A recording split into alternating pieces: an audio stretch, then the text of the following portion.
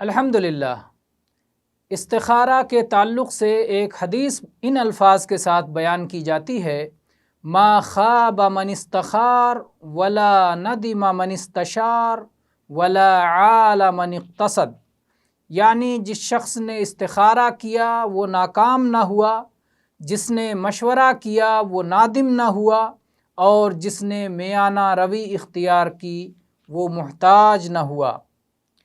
نبی کریم صلی اللہ علیہ وسلم کی طرف منسوب کر کے اسے بیان کرنا جائز نہیں ہے، کیونکہ یہ روایت موضوع اور من گھڑت ہے۔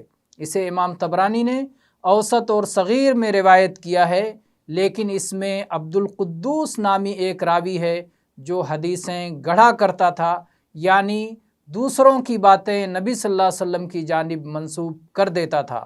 اس لیے اس کی اگر آپ تفصیل دیکھنا چاہیں تو شیخ البانی رحمہ اللہ کی کتاب سلسلۃ الاحادیث الضعیفہ میں تفصیل دیکھیں۔ بہرحال یہ ایک مقولہ ہو سکتا ہے، لیکن یہ نبی کریم صلی اللہ علیہ وسلم کی حدیث نہیں ہے۔